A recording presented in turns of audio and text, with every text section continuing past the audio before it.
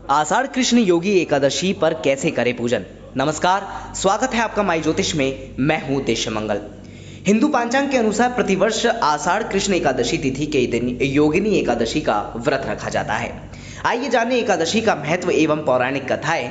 धर्मराज युधिष्ठिर कहने लगे कि हे भगवान, मैंने ज्येष्ठ शुक्ल एकादशी के व्रत का महत्व सुना है। अब आप कृपया करके आषाढ़ कृष्ण एकादशी की कथा सुनाइए। इसका नाम क्या है, महत्व क्या है, ये भी बताइए। श्री कृष्ण कहने लगे कि हे राजन, आषाढ़ कृष्ण एकादशी का नाम योगिनी है। इसके व्रत से समस्त पाप नष्ट हो जाते हैं। ये इस लोक में भोग और परलोक में मुक्ति देने वाली है।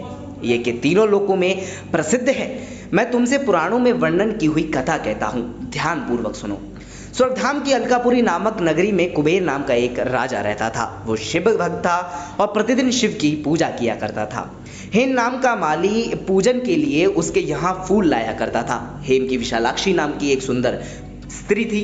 एक दिन वह मानसरोवर से पुष्प तो ले आया, लेकिन कामासक्त होने के कारण वो अपनी स्त्री से हास्य विनोद तथा रमण करने लगा।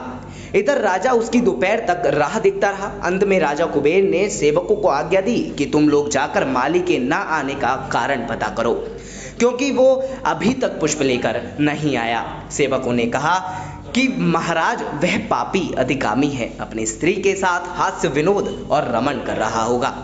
ये सुनकर कुबेर ने क्रोधित होकर उसे बुलाया। हेममाली राजा के भय से कांपता हुआ उपस्थित हुआ। राजा कुबेर ने क्रोध में आकर कहा कि अरे पापी, नीच, कामी, तूने मेरे परम पूजनीय ईश्वरों के ईश्वर श्री शिवजी महाराज का अनादर किया है। इसलिए मैं तुझे शाप देता हूं कि तू स्त्री का वियोग सहेगा और मृत्यु लोक में जाकर कोढ़ी होगा। कुबेर के शाप से हेममाली का स्वर्ग में पतन हो गया और वह उसी क्षण पृथ्वी पर गिर गया। भूतल पर आते ही उसके शरीर में श्वेत कोढ़ हो गया। उसकी स्त्री भी उसी समय अंतर्ध्यान हो गई। मृत्युलोक में आकर माली ने महान दुख भोगे। भयानक जंगल में जाकर बिना अन्न और जल के भटकता रहा। रात्रि को निद्रा भी नहीं आती थी, परंतु शिवजी की पूजा के प्रभाव से उसको पिछले जन्म की स्मृति का ज्ञान अवश्य रहा। घूमते घूमते एक दिन वह मार्कंडेय ऋषि के आश्रम में पहुंच गया, जो ब्रह्मा जी के वृद्ध थे और जिनका आश्रम ब्रह्मा जी के सभा के समान लगता था। हेममाली वहां जाकर उनके पैरों में पड़ गया। उसे देखकर मार्कंडेय ऋषि बोले कि तुमने ऐसा कौन सा पाप किया है जिसके प्रभाव से ये हालत हो गई। हेममाली ने सारा वृत्तांत कह सुनाया।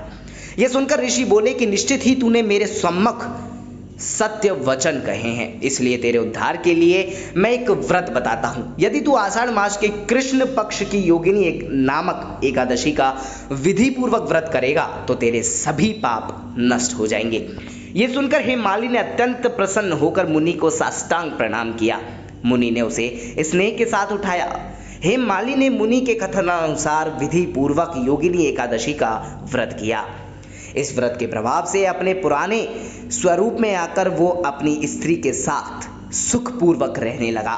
भगवान कृष्ण ने कहा कि हे राजन, ये योगिनी एकादशी का व्रत 88,000 ब्राह्मणों को भोजन कराने के बराबर फल देता है। इसके व्रत से समस्त पाप दूर हो जाते हैं और अंत में स्वर्ग प्राप्त होता है।